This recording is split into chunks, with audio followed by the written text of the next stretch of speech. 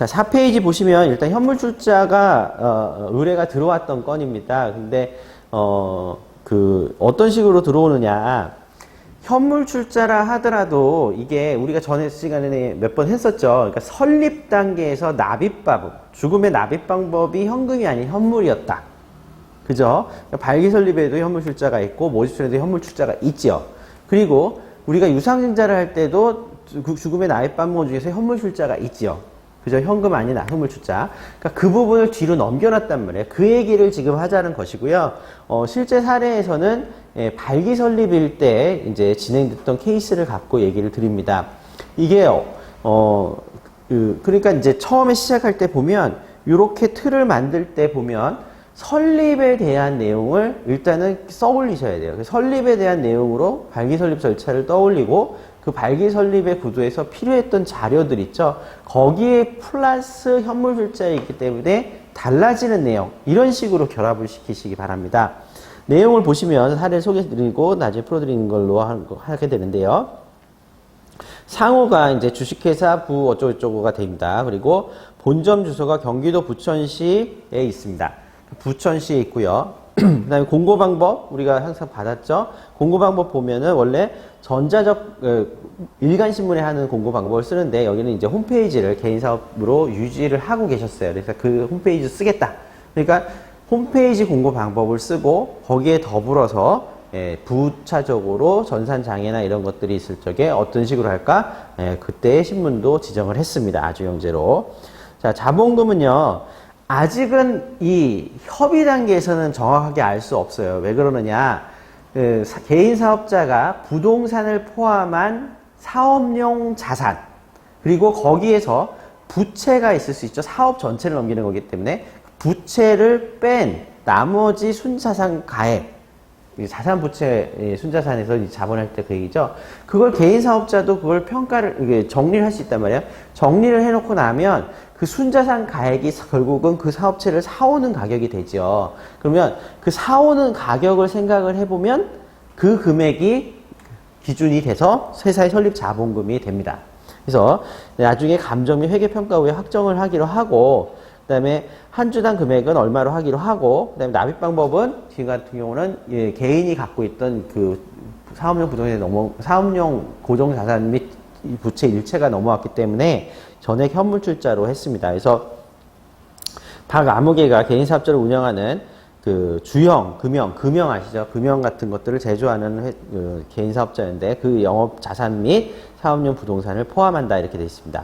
목적 사업은 원래 운영했던 사업과 이제 하고 싶은 사업들을 같이 정리를 하신 거죠. 그래서 주형, 금형 제조 이런 것들은 이제 달라고 얘기를 했어요. 그래서 이 내용을 썼고, 그다음에 이제 부동산 임대 같은 경우는 이제 건물이 있다 보니까 일부 임대도 할 수도 있다 이런 식으로 했기 때문에 추후를 대비해서 임대업도 넣었습니다.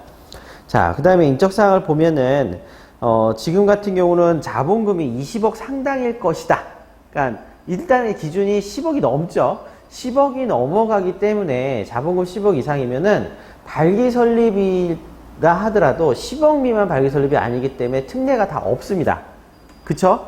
그리고 기본적인 일반 주식회사에 10억 미만의 특례가 없죠. 임원 구성에 관한. 그렇다고 하면은 결국 임원 구성에서 2사 3인 이상, 감사 1인 이상이 꼭 필요하게 됩니다. 그러니까 혼자서 출자를 해서 100% 지분을 갖는다 하더라도 나머지 이사와 감사가 필요한 상황인 거죠.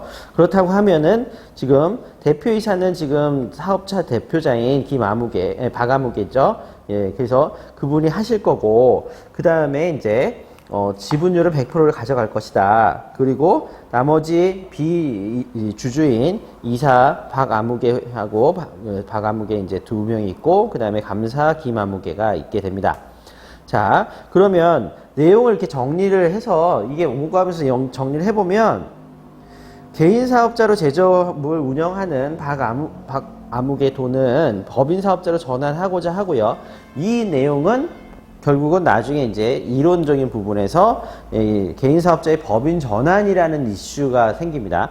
두 번째는 이를 위해서 그 법인 전환의 방법으로 개인 사업 전체를 현물출자에서 회사로 바꾸려고 한다. 그래서 현물출자에 의한 주식회사 설립 방법을 이야기하게 됩니다.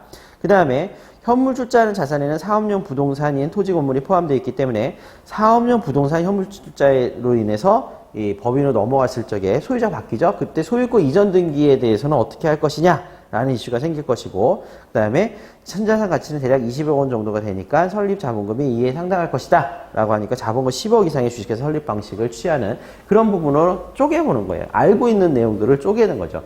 쪼갠 다음에 그 부분에 대해서 각각을 어떻게 풀어낼 것인가를 생각한 다음에 합쳐야 됩니다. 그렇지 않고 이게 통으로 생각을 하면 그걸 어떻게 알고 있어요, 모든 사람들이. 그러니까 그렇게 이해하지 마시고 알고 있는 이슈별로 모듈식으로 쪼갠 다음에 그 다음에 다 뭉치게 된다, 이렇게 생각을 하시면 되겠습니다. 자, 그럼 이제 5페이지 보시면 현물출자 법인 전환을 했을 때 이론적인 부분하고 이제 실무적인 챙겨야 될 부분을 보면, 이 제목을 보시면 로마자 1번은 현물출자의 법인 전환의 의의와 필요성, 그 다음에 로마자 2번 보면 설립구도 결정 시 주의사항, 로마자 3번을 보시면 검사인 선임에 가름한 감정인 평가 조사보고 및 법원 인가, 그 다음에 4번을 보시면 현물출자 회사 설립 시 등기는 어떻게 하고 등록세는 어떻게 끊을 것인가, 그 다음에 5번을 보시면 현물출자 부동산 소유권 이전 등기할 때 지방세 문제는 무엇이고 채권 매입 문제는 어떻게 될 것인가, 이런 내용이고 나중에 사례를 정리해서 어떻게 풀까, 이렇게 되겠죠. 그럼